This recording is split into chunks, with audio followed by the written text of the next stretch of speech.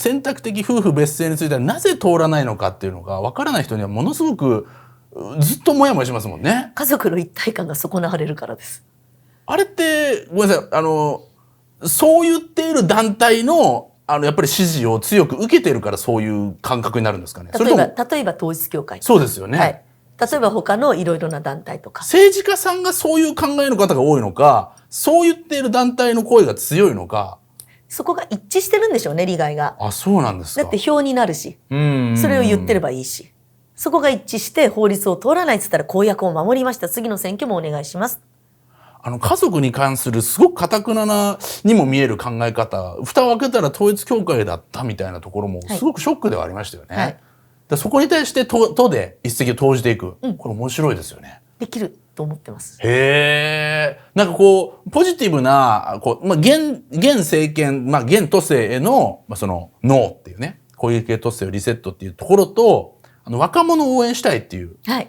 新たな考え方もありますよね。これもう絶対やりたいんです。もう少子化って30年前から分かってたのに、はい、ようやく国と、その東京都がこの数年でいきなり動き始めて、はい、ありがたいんですね。いろんなメニューを用意してくる。でもね、小池さんの8年間で、じゃあ少子化対策いろいろやっていただいたんです。はい、高校無償化にするとか、まだこれたまに格差があるんですけども、給食費の無償化とか、あるいは高校生まで医療費の補助が出るとか、保育料第二子無償化とか、すごくいいことをやってくれてて、で、私それ引き継ぎたいとは思ってるんですが。そこは継続する。もちろんです。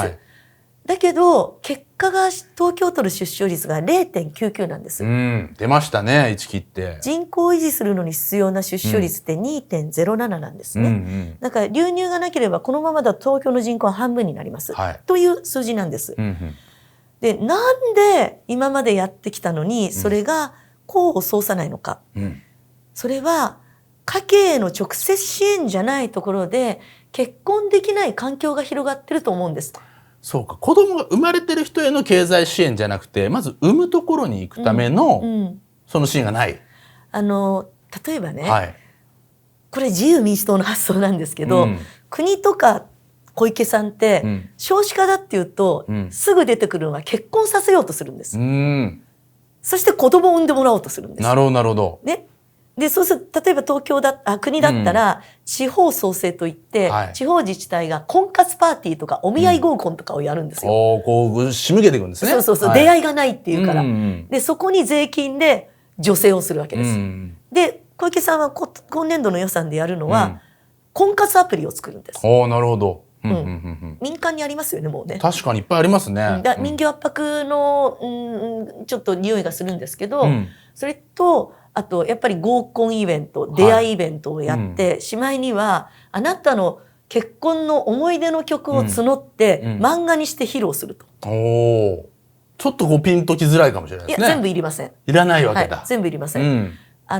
結婚させようっていうのは多分今の時代が見えてなくて、一人で生きる選択とか、ね、同性パートナーと暮らす選択とか、やっぱりその選択的夫婦別姓ができるまで男女カップルでも届けを出さないとか、あるいは一人で子供を育てるとか、多様な生き方があるから、そこはやっぱりどこかに重きを置くんじゃなくて、多様な生き方を全部支えたいっていうのが前提にあるんです。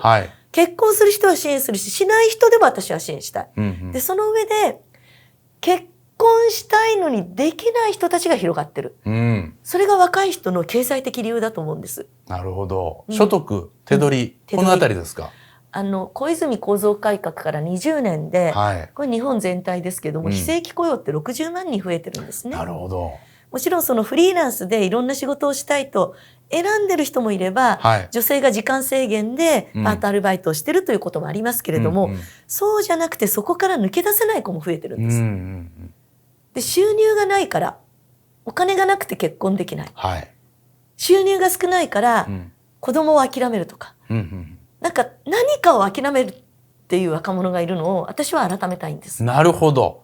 結婚できた人への経済的支援じゃなくて、そのお金がない経済的なもので結婚できてない人にアプローチするんだ。そうです。アプローチを変えるべきだと思ってます。なるほど。で、手段としては、東京都の公契約というのがあるんですね。さっき言ったプロジェクションマッピングもそうですけど、8.5 兆一般会計ありますから、でそこからいろんな事業を会社とかいろんな法人に発注してますよね。その契約を公契約、公の契約っていうんですが、その受注する企業に、手を挙げた企業に、あなたの企業で働いてる人の待遇改善をしてくださいというのをお願いする。そういうことができるんですね。できます。つまり、その競争入札になった時に、ここは若い人たちを支援してる、有給をちゃんと取らしてるっていう、いろんなその項目をつけて、その点数を高くしたら、その企業は優遇されますよね。シンプルに言うと、ホワイト企業に仕事をあげるってことですか？ブラック残念ですねっていうことです。へー。そしたら振り分けができるし、ブラックもホワイト化しようって思いますもんね。そうなんです。さらに言えば、ブラックがホワイトするかの間に、今人手不足ですから、小さい会社でも、労働者を大切にしてる企業ってたくさん出てきてるんですね。スタートアップとかも含めて。そういう人たちはすぐ手を挙げられるんです。そうか。もう準備がいらないんだ。だからビジネスチャンスにもなるんですね。はあ。じゃあホワイトで潜在的な企業にもチャンスがいく。そうなんです。おー。官から民の労働環境を変えることができるんです。で、実際に世田谷区で保坂区長がこれを数年前から取り入れて、この2年間で、最低賃金100円上がってるんです。へー。もう結果が出てるんですか？出てます。絶対に出ます。確かにこの、都からのとか、公の仕事ってパワーを持ってますから、それをうまく利用すると、そんなことまでできるんですか？しかも、都と契約してるっていうのは実績になるんですね。民間企業にとっては。信用になりますね。はい。ホームページに載せられる。あるいはその銀行から融資を受けやすくなる。だから、公契約っていうのはもっと使った方がいいんです。そうか。いい使い方ですね。なんか癒着とかじゃなくて、企業をホワイト化させるために使っていくんだ。だから見えない契約で情報を隠すよりも全部オープンにするってそういうことなんです。それはいい結果を生みますね。それともう一つが、都の職員で 3.2 万人もの方々が非正規で1年で契約を更新するんですね。で、そこには、例えばスクールカウンセラー、子供の SOS に気づいてあげられる人、あるいはその虐待相談員、児童相談所の、子供の SOS、命を守るための気づきを最初にやってくださる人とか、あるいは医療従事者ね、も入ってるんです。こうした専門性の高い人たちから順次、私は待遇を改善していく。そのことによって、虐待を少なくできる。あるいは学校で迷ってる子どもたちに寄り添うスクールカウンセラーが安定雇用になる。あるいは医療従事者が安定雇用になる。そうすると、公共サービスの質が上がるんです。なるほど。公共サービスの質を上げるようなところに絞って、そこを支援していく。そうするとその人たちは、例えばスクールカウンセラーはこの3月末で200人を超えて雇い止めしてるんです、東京都は。止めてるんですね。もうそこで契約を更新しなかった。だからそれを、そしたら安定雇用じゃなくなるじゃないですか。確かに。そうすると他の職種に行ってしまうんですよ。もったいない専門性のある人。だからそういう人たちは継続雇用にしてあげる。なるほど。その人たちの雇用の安定というのは、やっぱりその収入の安定にもつながりますから手取りが増える。東京都でこの2つをやるだけで相当大きな効果があると思ってます。なるほど。若い人であるとか、そういう働き手の現役のところに手取りをしっかり上げていくのが公契約とか、そういうサポートできるよと。なんでしてなかったんですかね。そうなんですよ。はい。ね、私性格悪いから。いやいや、性格悪くないですよ。疑っちゃうじゃないですか。性環境の癒着あるんじゃねとか思うじゃないですか。疑いたくなりますよね。大きいところでパーティー券買ってくれるところに受注を上げてれば、こっちは利益になるかもしれない。選挙も強くなるかもしれないけど。だけど自分のものじゃないんで予算って、やっぱりその都市計画税とか固定資産税とか法人利税とか、都民が払ってくれてるお金だから、それを都民に返して都が豊かになる。豊かな若い人たちが増えるっていうのは、すごくやりたいんです、私。権力をしっかり使う。私物化しない。それ一番大事ですよね。あと、負担を取り除きたい。若い子たちの。今、大学等を卒業した子供の2人に1人が奨学金を抱えてる借金ですよね。返さなきゃいけないんですよね。平均額が310万円です。大きいですね。有利子だとどんどん増えていく。ね、私、知り合いでやっぱ40代後半でようやく返せたんだっていう声も少なくないんです。じゃあもう社会に出ると同時にこう、もう重荷を背負ってる状態なんですか？だから不安定雇用と奨学金の負担のダブルだと、やっぱり何かを諦める人生を、うん、社会に出た瞬間から若者に背負わせちゃう。親としてこんな辛いことないんですよ。これはなかなか自分の力だけではなんとか乗り越えれないですね。なんでちょっと職種は限定したいんですね。子どもの育ちを、守る保育、はい、あるいは子どもの学びを守る教育、はい、あるいはシニアの安心を守る介護、みんなの命を守る医療、この分野で働いてる若い人たち、この分野に入りたい、ここで働きたいと思ってる若い子たち、はい、その子たちの奨学金の返済を都が支援します。おー、そうすればそのジャンルに行こうっていう若者増えますよね。公共サービスが厚くなる。また支援の、ね、質が上がるんだ。離職率も減る。へー。で、若い人たちの負担が減る。私はそうすると、はい、雇用の不安と借金の負担が減れば、やっぱ手取りって増えるんですよ。そして消費にするじゃないですか。はい、そうすると経済って回るじゃないですか。循環型の東京都を作りたいんです。なるほど。新たな支出いりません。増税しません。はい、今あるもので知恵と有限の資産でできるんです。できるんですね。できます。もう増税でもう諦めてるって人多いと思いますけど、そこじゃなかったんだ。東京都はできる。で、やっぱりね、うちの子供27歳双子なんですけど、なったんだけど、なんか子供いると望むことが年齢ごとに変わりません？ああ、どういうことですか？なんか待機児童にならないかなとか、ちっちゃい時は病気にならないかな、育つかな、待機児童にならないかな、小1の壁どうかな、いじめられないかな、学力どうかな、受験どうしようかな、変わります。どうしよう、この子はドロップアウトしちゃうんじゃないか、大学奨学金から、社会に出て、その中で一番辛いのが、大学に入ったり、大学を出て社会に出るのは、自助なんですよ。自分の力。家庭とかも親と自分で見てね。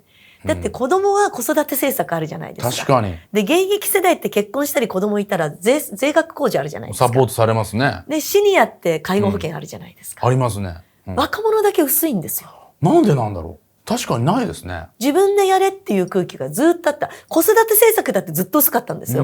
若者と子供ってずっと薄かったんです。なぜならば投票権がないのと、そうか。投票に行かない人が多いから。票にならないところにお金をまかなかったんだ。はい。これは断言できます。だけど、そこに今光当てようとしてるんですね。だって少子化に声を上げたら、お父さんお母さん、おじいちゃんおばあちゃん、おじいちゃんおばあちゃん、6人ついてくる。ってことに気づいたんです。なるほど。はい、これ、でも若者に光が当たんなかったのは、その票にならないからっておっしゃってましたけど、そこをアピールすることは結局票にならなさそうっていうジレンマ抱えてません？ここはでもね、票じゃないんです。私はやりたい。なんでだったら、この子たちが豊かになれば、税収が増えるんです。なるほど。社会保険料の納付者の担い手が増えるんです。それは持続可能な介護と医療っていう社会保険制度につながるんです。それと、今生まれた子供とか今育ってる子供は十数年後に必ず社会に巣立ちます。はい、今の子供が必ず社会に巣立つときに、負担と不安を軽減できる東京都を作っておけば、安心する社会が残るんですよ。その種を今まいておけば、即効性はないです。小池さんのような華やかさもないし、今ありがた感もないんだけれども、十数年後に必ず芽が出る社会にすることができるんです。なるほど。中長期の私はこれは少子化対策になると思ってるんです。確かに。これはでも至難の業ですよね。その中長期だからこそ。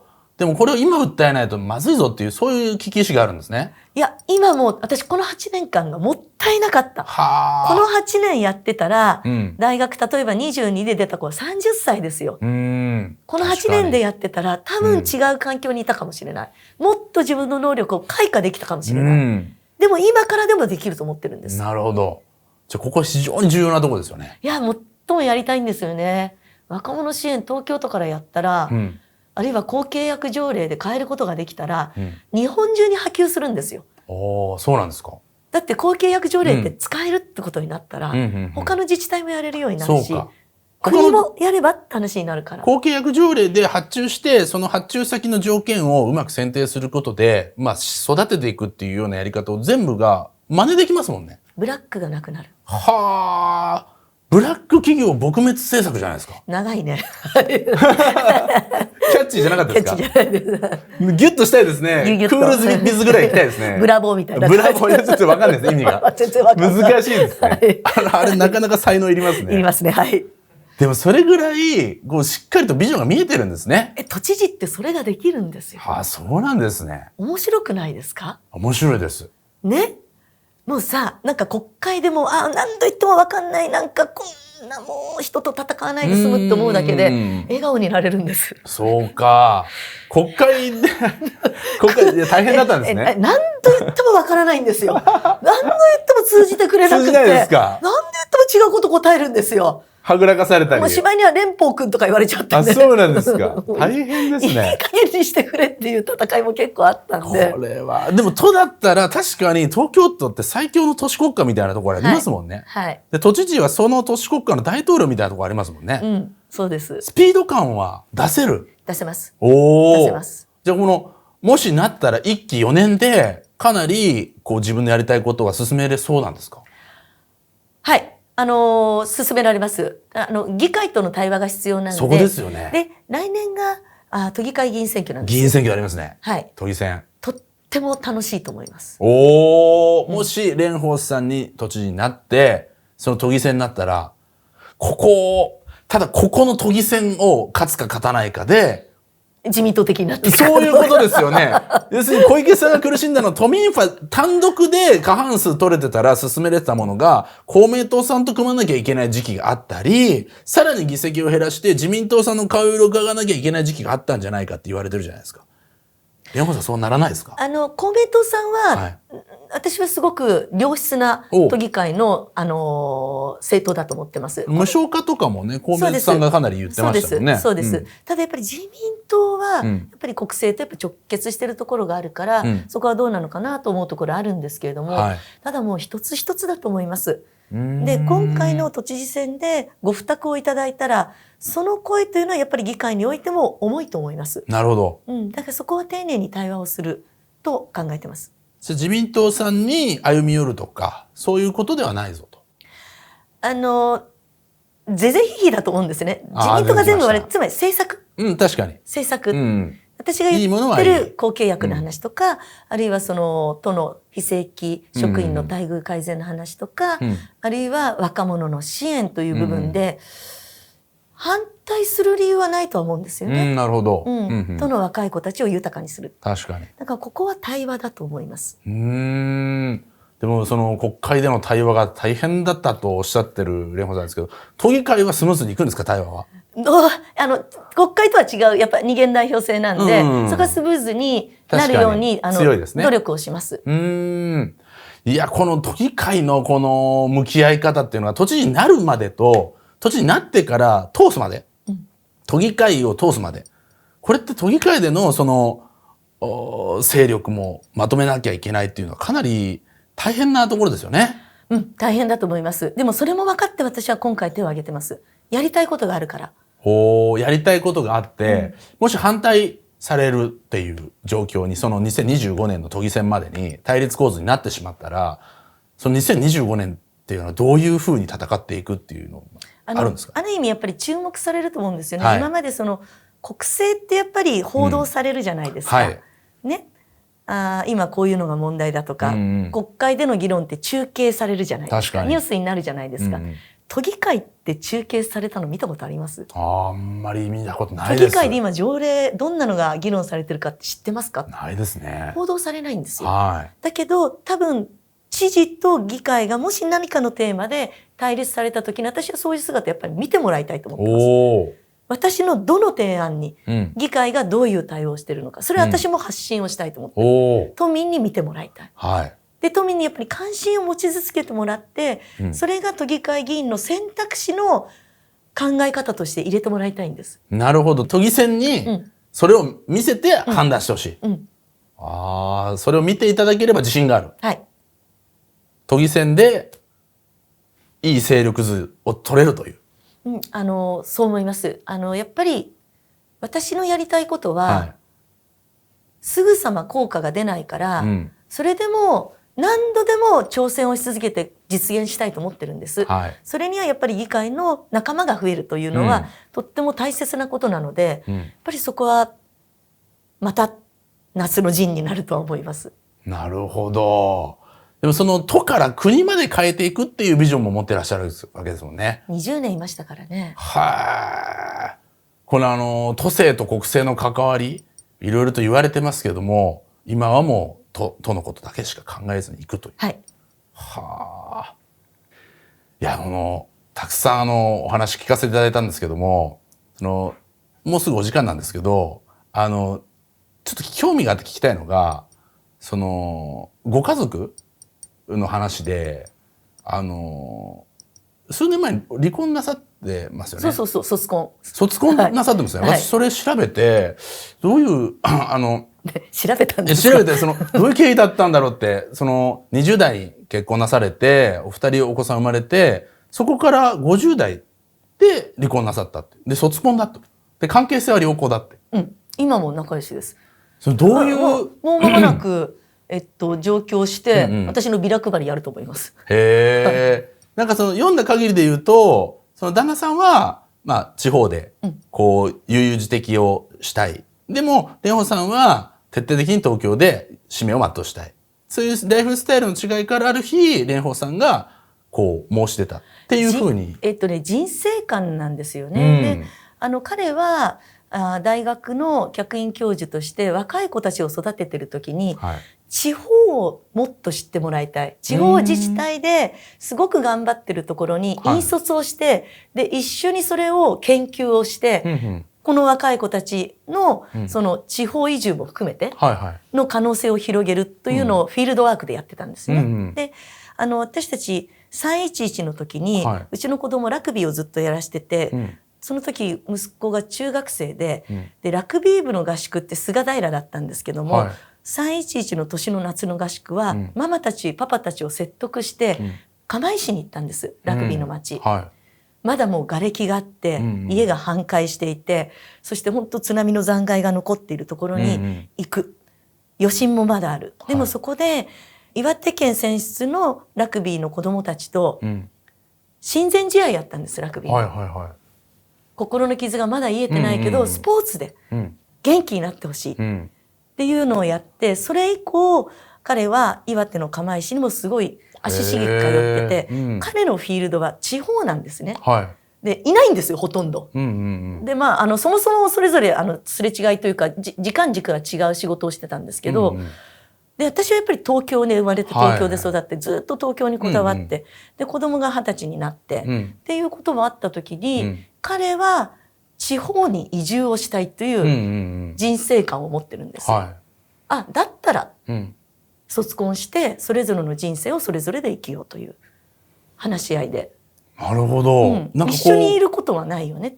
今そういうスタイル取られる方もなんか増えてるんですかね。子供が手を離れて自立して、でちょっとライフスタイルを考えた結果、これは婚姻を続けたまま別居するとかではなくて、婚姻自体を卒婚するっていう結論に至る人って増えてるんですか？それは分かんないです。なんかそういう結論っていうのが、なんかどういう感覚なのかなっていうのが。めちゃめちゃ楽しいですよ。へー。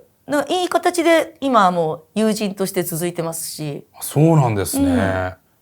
なんか私も子供が巣立った時にどういう夫婦関係になるんだろうっていう想像の中で。今考えることじゃないと思います。そうなんですか。それは今のことを考えましょうよ。まず。でもなんかそんなの奥さんに今聞かれたら大変なことになりますよ。むしろ見下り犯みたいな。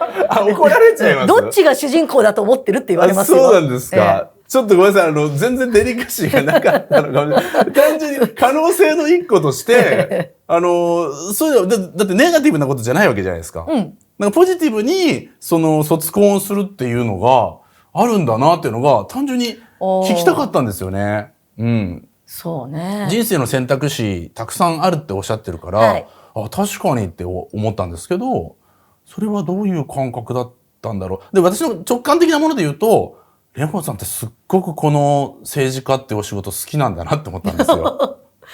そうですね。なんか誰かの人生にコミットできるって、やっぱり政治家なんですよ。絶対生き生きされてますもんね。ワクワクしてるんですよね。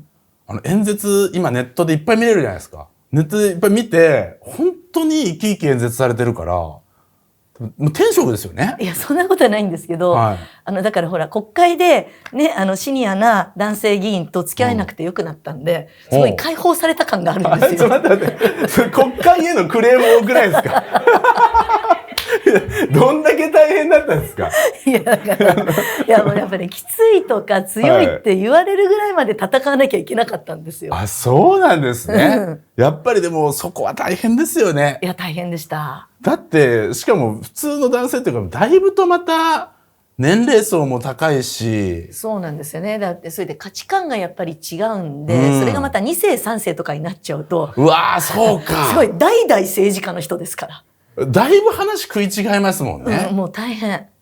その価値観の違いとかってやっぱしんどいなって思いました。しんどいですよ。そうですよね。だから私はファクトにこだわって、行政改革に力を入れてきたんです。なるほど。行政改革でここに無駄がある、ここにたまり金がある、これを国に返せっていうのに、価値観とか理性賛成関係ないですから。そうか。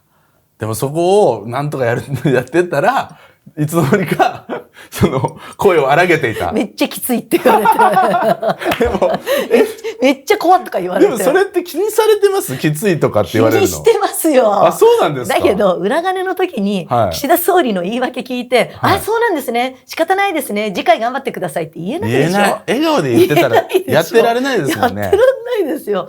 ねえ、ちょっと笑ってたらなんか企んでるって言われるからね。そうなんだ。じゃあ追求するときはもうフルマックス怒っちゃっていいんですよね。でも私その怒りをぶつけてきたのは、いつだって時の権力者ですから。そうだ。だって国民とか都民にぶつけたことないですから。それだ。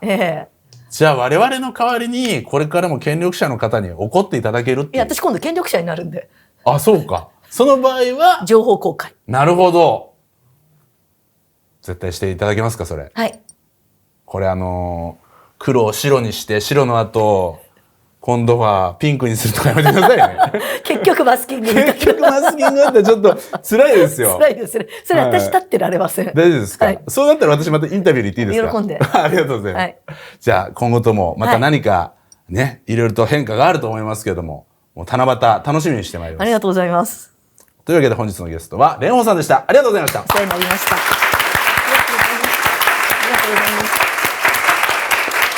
プログレス。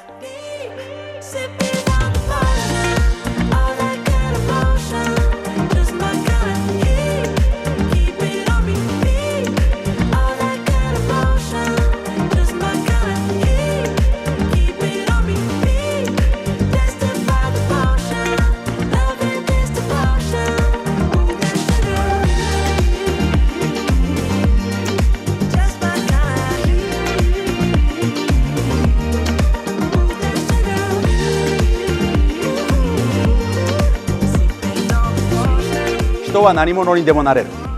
いつからでも。次はあなただ。